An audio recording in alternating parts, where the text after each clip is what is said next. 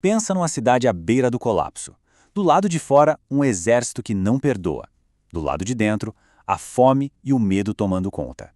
E bem no meio disso tudo, duas vozes, dois profetas oferecendo futuros totalmente diferentes. Um promete aquela libertação que todo mundo tá louco para ouvir. Já o outro traz uma verdade tão devastadora que ninguém quer nem olhar na cara. Então bora mergulhar nessa história sobre verdade, esperança e as consequências mortais de escolher a errada. Essa frase aí, ela é o puro suco do desespero. É um apelo do rei Zedequias, o último rei de Judá. A maior superpotência da época, a Babilônia, está batendo na porta dele. E o que ele faz? Corre para o profeta Jeremias atrás de um milagre, de uma palavrinha de esperança, qualquer coisa que fizesse o inimigo simplesmente dar meia volta e ir embora. E é esse pedido que vai acender o pavio de um confronto dramático. Então, para a gente entender o peso do que está por vir, a gente precisa primeiro sentir o clima de pânico nas ruas de Jerusalém. A situação lá não era só tensa, não, era terminal. E olha, não era um exército qualquer. Era a máquina de guerra do Nabucodonosor. Um pessoal conhecido pela brutalidade e pela eficiência.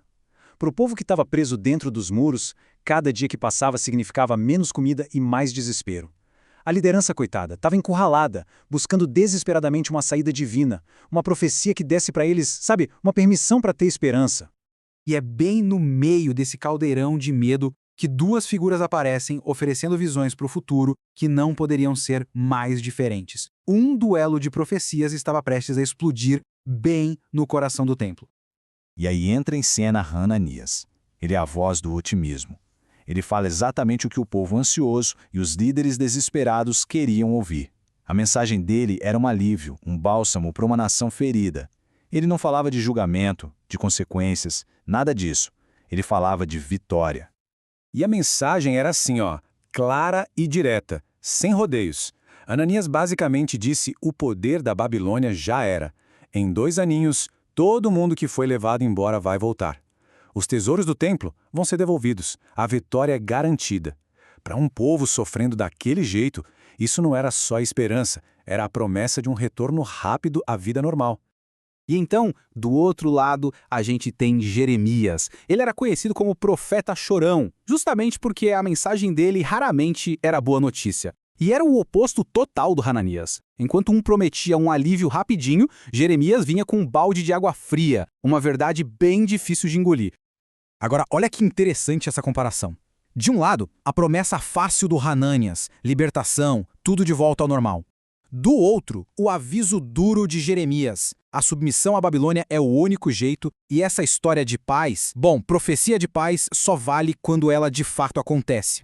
É como se o Jeremias dissesse: pera lá, né? Falar de paz é moleza. Os profetas de verdade sempre alertaram sobre guerra quando a nação se desviava. Então, antes de sair comemorando, vamos ver se essa promessa aí se cumpre mesmo. E essa tensão toda não ficou só nas palavras, não. A coisa explodiu no ato físico, muito simbólico. Um confronto público que forçou todo mundo a escolher um lado. O Jeremias não só falava a sua mensagem, ele a vestia. Imagina a cena. Ele andando por aí com o jugo de madeira no pescoço. Era um lembrete visual, constante e bem desconfortável da sua profecia. A nação precisava se curvar à Babilônia para sobreviver. Era tipo um teatro profético, impossível de ignorar.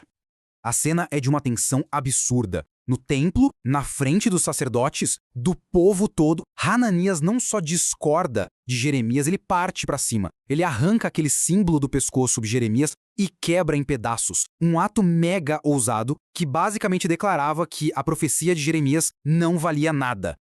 E depois de quebrar o jugo, Hananias dobra a aposta. Ele declara em alto e bom som que da mesma forma Deus vai quebrar o poder da Babilônia. E ainda reafirma o prazo, 2 anos. Para a multidão, aquilo deve ter sido um momento eletrizante de esperança. Naquele instante, Hananias se tornou o herói do povo. Jeremias sai dali em silêncio, mas a história está longe de terminar. A resposta divina para essa atitude do Hananias foi rápida, decisiva e, sinceramente, aterrorizante. O jogo estava prestes a virar de um jeito definitivo. A simbologia aqui é poderosa, é de arrepiar. Ao quebrar o jugo de madeira que representava uma submissão difícil, mas, administrável, Hananias não trouxe liberdade. Pelo contrário, a rebeldia dele resultou num julgamento ainda mais severo. Um jugo de ferro, inquebrável, muito mais pesado. A tentativa de forçar uma esperança fácil acabou tornando a realidade ainda pior. E aí vem o checkmate. Jeremias volta com uma nova profecia, dessa vez pessoal e terrivelmente específica para Ananias. Enquanto Ananias prometia a libertação em 2 anos, Jeremias profetiza a morte dele naquele mesmo ano. A prova de quem era o verdadeiro profeta não ia demorar 2 anos para chegar, não. Viria em questão de meses. E essa linha do tempo aqui mata a charada. A conclusão foi rápida e sem margem para dúvida. A palavra de Jeremias se cumpriu. Em apenas 2 meses, o profeta da esperança fácil estava morto. A verdade da mensagem de Jeremias foi validada do jeito mais sombrio e inegável possível. Com a mensagem de Jeremias validada desse jeito, a escolha para o povo de Jerusalém ficou ainda mais clara e urgente. A questão não era mais em qual profeta acreditar, mas qual caminho seguir para, literalmente, sobreviver. Essa é a escolha final apresentada por Jeremias, vinda diretamente de Deus. A questão não é mais vitória contra derrota. A coisa toda mudou para algo muito mais fundamental: vida contra morte. E a resposta? Bom, a resposta era o oposto do que qualquer um esperaria. Olha só isso. O caminho da morte era o que parecia ser o mais correto, o patriótico, ficar na cidade, lutar, confiar na promessa fácil do Hananias. Mas o resultado era certo, aniquilação. Já o caminho da vida parecia traição. Sair da cidade, se render, aceitar o domínio estrangeiro. Exigia abandonar a esperança popular e encarar a realidade de frente, mas era o único caminho para a sobrevivência.